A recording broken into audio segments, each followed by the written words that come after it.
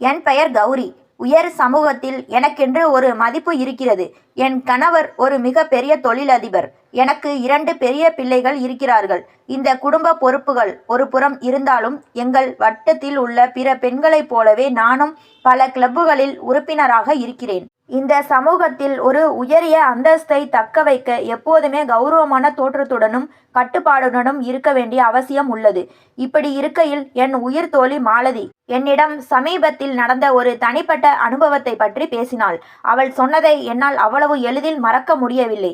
அது முழுக்க முழுக்க ஒரு ரகசிய கிளப் பற்றியது. மாலதி சொன்னாள், கௌரி, இந்த கிளப்பில் உயர்தர பெண்கள் கூடும் ஒரு ரகசிய அரங்கு உள்ளது. அங்கே எதிர்பாராத சில சமயம் திடுக்கிடும் நிகழ்வுகள் நடப்பதுண்டு. இந்த சமூகத்தில் இருக்கும் அத்தனை பெண்களும் தங்கள் கட்டுப்பாடுகளையும் சமூக அந்தஸ்தையும் ஒரு புறம் ஒதுக்கிவிட்டு தங்கள் ஆழ்மன ஆசைகளை தேடி அங்கே வருகிறார்கள். ஆரம்பத்தில் எனக்கும் அங்கே செல்ல தயக்கம் இருந்தது. ஆனால் உள்ளுக்குள் இருந்த ஒரு தூண்டுதல் என்னை விடவில்லை. மாலதி சொன்னது என் மனதில் ஆழமாக பதிந்தது. அவள் கூறிய அந்த சம்பவங்களின் கவர்ச்சி என்னை உள்ளிழுத்தது. என் மனதில் ஒரு புதுவிதமான ஆர்வம் பிறந்தது. சில தினங்களில் நானும் அந்த ரகசிய கிளப்புக்கு செல்ல முடிவெடுத்தேன். இது போன்ற இடங்களுக்கு போகும் வழக்கம் எனக்கு இல்லை. ஆனால் அந்த ஆர்வம் என்னை அங்கே இட்டு சென்றது. அந்த பிரம்மாண்டமான அறையின் வாசலில் ஒரு உயரமான காவலாளி நின்றிருந்தார். உள்ளே நுழைந்ததும் ஒரு மங்கலான சூழல், பலரின் ரகசிய பேச்சுக்கள் என எல்லாமே எனக்கு வித்தியாசமாக இருந்தன. அங்கே நான் கண்ட காட்சிகள் என் கற்பனையையும் மீறியதாக இருந்தது. நான் ஓரமாக இருந்த ஓர் இருக்கையில் அமர்ந்தேன். என்னுள் ஒருவிதமான பரபரப்பும் பயமும் கலந்திருந்தது. அங்கே திரையில் ஏதோ ஓடிக்கொண்டிருந்தது. ஆனால் யாரும் அதை உற்று பார்க்கவில்லை. சுற்றியிருந்தவர்கள் தனிப்பட்ட விஷயங்களில் ஈடுபட்டிருந்தார்கள். நான் மெதுவாக சுற்றும் முற்றும் பார்த்தேன். என் பின்னால் ஒரு ஆண் இருக்கையில் காலடி சத்தம் கேட்டது. நான் அவரை பார்க்கவில்லை என்றாலும் அவர் அங்கிருப்பது என் மனதின் ஓரத்தில் உருக்கியது. ஒரு கணம் இந்த இடமே தவறு என்று அங்கிருந்து கிளம்பிவிடலாம் என்று நினைத்தேன். என் மனதில் ஒரு பயம், யாராவது என்னை அடையாளம் கண்டுவிட்டால் என்ன செய்வது? அப்போது என் அருகில் ஒரு பெண்ணின் மென்மையான கை என் தோளில் வந்து பட்டது. நான் நிம்மதி அடைந்தேன். சரி, இது ஒரு பெண்ணின் தொடுதல் தான் என்று நினைத்து என் இருக்கையில் நிமிர்ந்து அமர்ந்தேன். அந்த பெண்ணின் விலையுயர்ந்த வாசனை திரவியத்தின் மனம் என்னை லேசாக சுண்டி இழுத்தது. அந்த பெண் மெதுவாக என் காதில் கிசுகிசுத்தார். பயப்படாதீர்கள், இங்கே இருப்பவர்கள் யாரையும் தொந்தரவு செய்ய மாட்டார்கள் என்று கூறிவிட்டு என் தலைமுடியை மென்மையாக வருடினார். அவருடைய இந்த தொடுதல் எனக்குள் ஒரு புதுவிதமான உணர்ச்சியை தூண்டியது. நான் கண்களை மூடி அந்த தொடுதலை அனுபவிக்க ஆரம்பித்தேன். திடீரென்று என் கைகளை பற்றி கொண்ட அந்த பெண் என் அருகில் இருந்த இருக்கைக்கு என்னை இழுத்தார். அங்கிருந்த இருக்கையில் அமர்ந்திருந்தவரின் தொடை என் மீது கைப்பட்டது. நான் அதிர்ச்சி அடைவதற்குள் அருகில் இருந்தவர் என்னுடைய முழங்காலின் மீது தன் கையை பதித்தார். அவர் ஒரு 40 வயது மதிக்கத்தக்க கம்பீரமான தோற்றத்துடன் கூடிய ஆண். அவர்தான் ஆதித்யன் என்பதை நான் பின்னால் தான் அறிந்து கொண்டேன். அவர் என் முழங்காலிலிருந்து மெதுவாக தன் கையை மேலேயும் கீழேயும் நகர்த்த ஆரம்பித்தார். அந்த தொடுதலும் சூழலும் என் கட்டுப்பாட்டை முற்றிலுமாக இழக்க செய்தன. எனக்கு இத்தனை நேரம் ரகசியமாக இருந்த அனைத்து உணர்வுகளும் அந்த நிமிடம் வெளிப்படத் தொடங்கின. அந்த பெண் என் தலைமுடியை வருடி கொண்டிருக்க ஆதித்யனின் கை என் உடலின் மீது தன் ஆதிக்கத்தை செலுத்த ஆரம்பித்தது.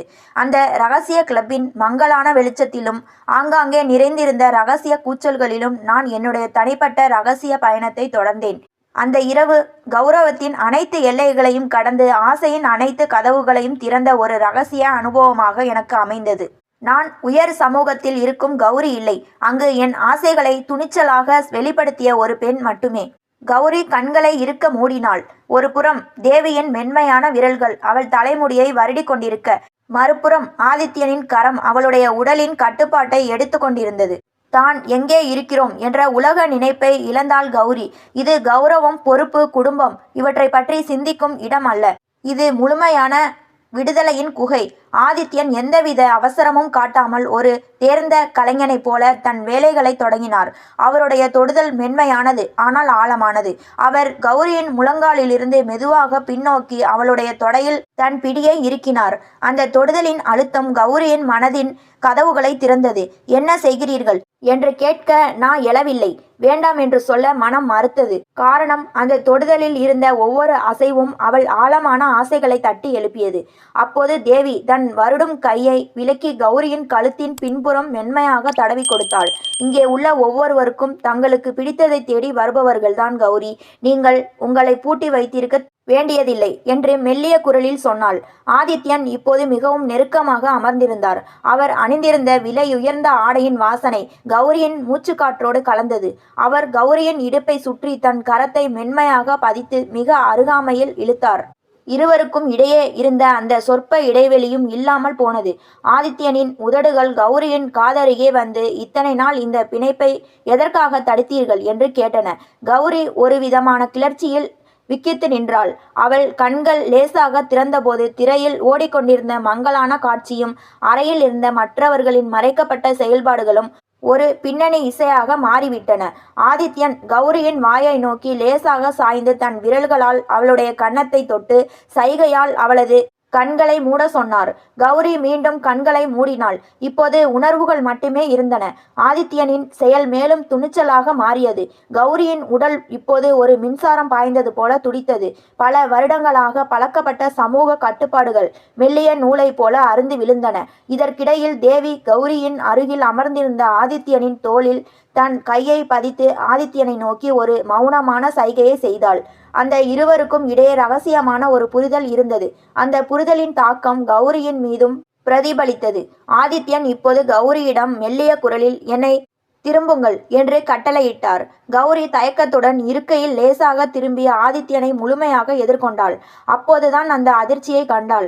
ஆதித்யனின் கண்கள் காமத்தால் நிறைந்திருந்தன. அந்த அறையின் மங்கலான ஒளியில் இருவரும் ஒருவரை ஒருவர் உற்று நோக்கினர். கௌரியின் மனதில், இவரை பற்றி நமக்கு எதுவும் தெரியாதே, இவருக்கு பின்னால் எந்த பின்புலம் உள்ளது என்ற கேள்விகள் ஓடின. ஆனால் அந்த கேள்விகளை எல்லாம் விட அந்த தருணத்தில் உணர்வு வலிமையானது. அவர்கள் இருவரும் அருகில் நெருங்கி கொண்டிருக்க தேவி இப்போது ஒரு வித்தியாசமான செயலை செய்தாள். அவள் தன்னுடைய கையை மெதுவாக ஆதித்யனின் ஆடைக்குள் நுழைத்து அங்கிருந்த ஒரு பொருளை வெளியே எடுத்தாள். அது ஒரு மெல்லிய பளபளப்பான கத்தி போலிருந்தது. கௌரி நடுங்கினாள். பயப்படாதே, இது விளையாட்டு மட்டுமே என்று தேவி சிரித்தாள். ஆதித்யன் அந்த கத்தியை வாங்கி கொண்டு தன் கையில் இருந்த இன்னொரு பொருளை கௌரியிடம் கொடுத்தார். இதை கட்டிக்கொள் என்று சைகை செய்தார். கௌரி அந்த கத்தியின் நோக்கத்தை புரிந்து கொள்ளவில்லை. ஆனால் துணிச்சலாக அந்த துணியை அவள் கண்களில் கட்டிக்கொண்டாள். இப்போது கௌரிக்கு சுற்றி இருந்த எதுவும் தெரியவில்லை. அவள் முற்றிலும் இருளில் மூழ்கிவிட்டாள். அவருடைய மற்ற புலன்கள் மட்டுமே தீவிரமாக வேலை செய்ய ஆரம்பித்தன. திரும்பவும் தேவியின் வாசனை அவளுக்கு பழக்கமாகியது. அவள் மீண்டும் தலையை வருடுவது போல உணர்ந்தாள். ஆனால் இப்போது ஆதித்யனின் குரல் மட்டும் காதில் கேட்டது. உன் சமூக பெயர் என்ன? கௌரவமான கௌரியா, இல்லை இங்கே இருக்கும் சுதந்திரமான கௌரியா? அவள் பதில் சொல்லவில்லை. அதற்கு பதிலாக அந்த துணி துளிர்ப்பதை உணர்ந்தாள். அவள் அருகில் ஆதித்யன் இன்னும் நெருக்கமாக வந்து அவளுடைய கன்னத்தில் ஒரு மென்மையான அழுத்தத்தை தந்தார். அடுத்த கணம் திரையில் ஓடிக்கொண்டிருந்த வீடியோவின் சத்தத்தை மீறி ஆதித்யன் மற்றும் கௌரியின் மூச்சு சத்தங்கள் அந்த மங்கலான அறையில் கலந்தன. அந்த தருணம் சமூகத்தால் கட்டப்பட்ட சங்கிலிகளை உடைத்து அவள் தன் உணர்ச்சிகளின் விளிம்பை அடைந்ததாக உணர்ந்தாள். அவள் முற்றிலும் ஆதித்யனின் வசமானாள். அந்த ஒரு இரகசிய இரவில் அவள் புதியதொரு அத்தியாயத்தை தொடங்கினாள். கண்களை மறைத்திருந்த துணியால் மற்ற புலன்களின் கூர்மை அதிகரித்தது. ஆதித்யனின் மூச்சு காற்று அவள் முகத்தில் பட்டது. அந்த கணம் அவள் எங்கே இருக்கிறாள், என்ன செய்கிறாள் என்ற எந்த எண்ணமும் இல்லாமல் முழுவதும் அந்த தருணத்தில் மூழ்கினாள். திடீரென ஆதித்யன் தன் அருகில் இருந்த இருக்கையில் இருந்து மெதுவாக எழுந்து கௌரி அமர்ந்திருந்த இருக்கைக்கு பின்னால் சென்றார். கௌரிக்கு தன் அருகில் ஆதித்யன் இல்லை என்ற உணர்வு லேசான பயத்தையும் தனிமையையும் கொடுத்தது. அவள் தன் கைகளை கோர்த்து இருளில் தடிமாறினாள். அப்போது தேவியின் மெல்லிய சிரிப்பு அவள் காதில் கேட்டது. ஆதித்யன் உன்னை கவனிக்கிறார். இங்கே காத்திருப்பதும் ஓர் அங்கம்தான். அந்த சிரிப்பின் முடிவில் கௌரிக்கு பின்னால் ஏதோ ஒரு கட்டுமானம் நகரும் சத்தம் கேட்டது. அடுத்த நொடி கௌரியின் தலையை தாங்கி கொண்டிருந்த இருக்கையின் மேல் பகுதி திடீரென விலகுவதைப் போல உணர்ந்தாள். அவள் பின்னால் லேசாக சாய்ந்தாள். அந்த இருக்கை இப்போது ஒரு சிறிய படுக்கையாக மாறிக்கொண்டிருந்தது. அந்த அறையில் இருந்த பல இருக்கைகள் உண்மையில் ஒரு குறிப்பிட்ட சைகை மூலம் படுக்கைகளாக மாற்றப்படக்கூடியவை என்பதை கௌரி உணர்ந்தாள். அவள் முழுவதுமாக படுத்த நிலையில் அவளது கைகள் மற்றும் கால்கள் மென்மையாக பிடிக்கப்பட்டன. இது ஒரு முழுமையான சரணாகதி போலிருந்தது. இப்போது ஆதித்யனின் எடை அவளுடைய பாதங்களின் மீது லேசாக அமர்ந்திருப்பதை உணர்ந்தாள். அவள் கண்கள் கட்டப்பட்டிருந்ததால் அவன் என்ன செய்கிறான் என்று தெரியாமல் பரபரப்பு அதிகரித்தது. ஆதித்யன் பேசவில்லை. ஆனால் அவன் செய்த ஒவ்வொரு தொடுதலும் ஒரு கேள்வியாகவும் கட்டளையாகவும் இருந்தது. அவர் கௌரியின் ஆடையின் ஒரு பகுதியில் ஒரு மெல்லிய அழுத்தத்தை தந்தார். அந்த கணம் அந்த விலையுயர்ந்த ஆடை அவளுடைய சமூக அடையாளமாக இல்லாமல் ஒரு தடையாக தோன்றியது. அப்போது கௌரியின் அருகில் தேவியின் சலசலப்பு சத்தம் கேட்டது. தேவி கௌரியின் அருகில் அமர்ந்து மெல்லிய குரலில், இந்த பகுதியில் எல்லோரும் உன்னைத்தான் கவனித்துக் கொண்டு இருக்கிறார்கள் கௌரி, இல்லையா? உன் பெயரின் அர்த்தம் வெளிச்சம் என்று நினைக்கிறேன். இன்று நீ ஒரு புதிய வெளிச்சத்தை பெறப்போகிறாய் என்று கிசுகிசுத்தாள். தேவியின் வார்த்தைகள் கௌரிக்கு உற்சாகத்தையும் கிளர்ச்சியையும் கொடுத்தன. ஆதித்யன் கௌரியின் கழுத்து பகுதியில் ஒரு குளிர்ந்த உலோகத்தின் தொடுதலை உணர்த்தினார். அது ஒரு சிறிய சங்கிலி அல்லது நகையை போலிருந்தது. அது அவளுடைய உணர்வுகளை உச்சத்திற்கு கொண்டு சென்றது. அந்த நேரத்தில் திரையில் ஓடிக்கொண்டிருந்த மங்கலான காட்சியின் சத்தம் இப்போது மேலும் அதிகரித்தது. சுற்றியிருந்த மற்றவர்களின் உற்சாகமான பேச்சுக்களும் கிளர்ச்சி மிகுந்த மூச்சொலிகளும் கௌரியை முழுவதுமாக அந்த இரகசிய சடங்கின் மையத்திற்கு கொண்டு வந்து நிறுத்தியது. கௌரியின் உடலில் இப்போது ஒரே நேரத்தில் 2 பேரின் கவனம் இருந்தது. ஒரு புறம் ஆதித்யனின் அழுத்தமான பிடி, மறுபுறம் தேவியின் மென்மையான சீண்டல். இந்த கலவையானது கௌரியின் மூளையை சமூக தலைகளிலிருந்து முற்றிலுமாக விடுவித்தது. தேவி மெதுவாக ஆதித்யனிடம் ஏதோ ஒரு ரகசிய சைகை செய்தாள். ஆதித்யன் பதிலுக்கு தன் தலையை அசைத்தார். அந்த கணம் தேவி கௌரியின் கண்களை மறைத்திருந்த துணியை மெதுவாக விலக்கினாள். கண் இமைகள் திறந்தன. அந்த மங்கலான வெளிச்சம் கௌரியின் கண்களை முதலில் கூசியது. ஆனால் அவள் பார்த்த காட்சி அவள் எதிர்பார்த்ததற்கு முற்றிலும் மாறானது. ஆதித்யன் அங்கே இல்லை. அவளுடைய இருக்கையில் அவளுடைய கைகளை பிடித்து கொண்டு இருந்தவர் அவளுடைய கணவரின் நெருங்கிய வணிக பங்குதாரர் சத்யமூர்த்தி. சத்யமூர்த்தி அவளை பார்த்து கனிவுடன் சிரித்தார். கௌரி, நீ இங்கே இருப்பாய் என்று நான் எதிர்பார்க்கவில்லை. அல்லது நான் தான் உன்னுடைய ஆதித்யன் என்று நீ நினைக்கவில்லையா என்று மெல்லிய குரலில் கேட்டார். அவளுடைய மனதில் மொத்தமாக ஒரு அதிர்ச்சி அலை பாய்ந்தது. அது ஒரு புறம் இருக்க, அவளுடைய அருகில் தன் கண்களை மூடி ரசித்தபடி அமர்ந்திருந்த தேவி வேறு யாருமல்ல, அவள் தன் குடும்ப நிகழ்ச்சிகளில் எப்போதும் சந்திக்கும் தன் கணவரின் தங்கை தான். இந்த மொத்த ரகசிய கிளப்பும் அவளுடைய உயர் சமூக வட்டத்தை சேர்ந்த ஒரு குடும்ப சங்கிலி என்பதை கௌரி உணர்ந்தாள். இத்தனை நேரமும் தன்னுடைய ஆசையை தூண்டி அவளுக்கு வழிகாட்டியது அவளுடைய குடும்பத்தினர் தான். அதிர்ச்சி, ஏமாற்றம், மகிழ்ச்சி, ஆசை என பல உணர்வுகள் ஒரு சேர அவளை தாக்கின.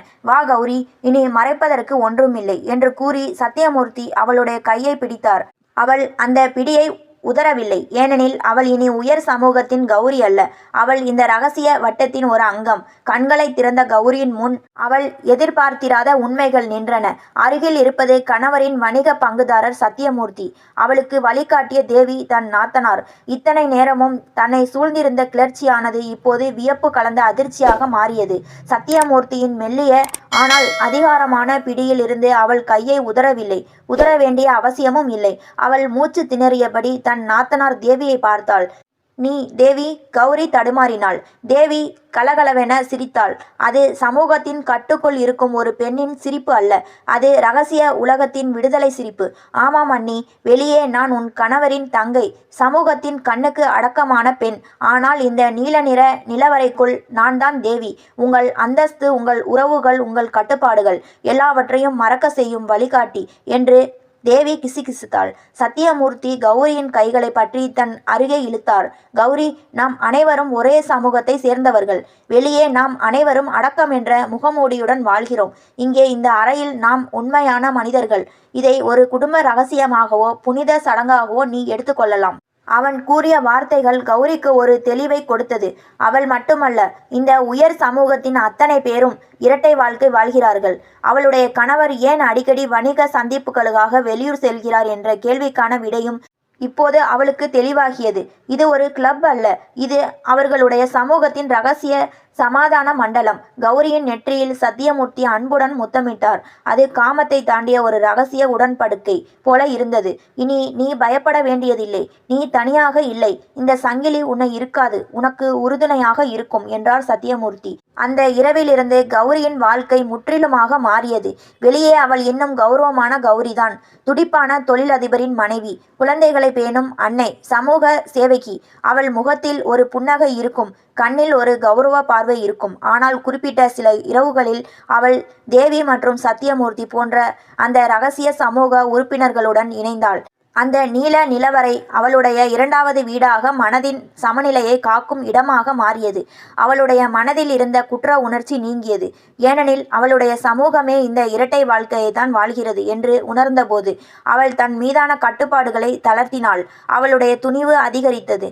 தன்னம்பிக்கை கூடி வெளியே அவள் மிகவும் புத்துணர்ச்சியுடன் செயல்பட ஆரம்பித்தாள்.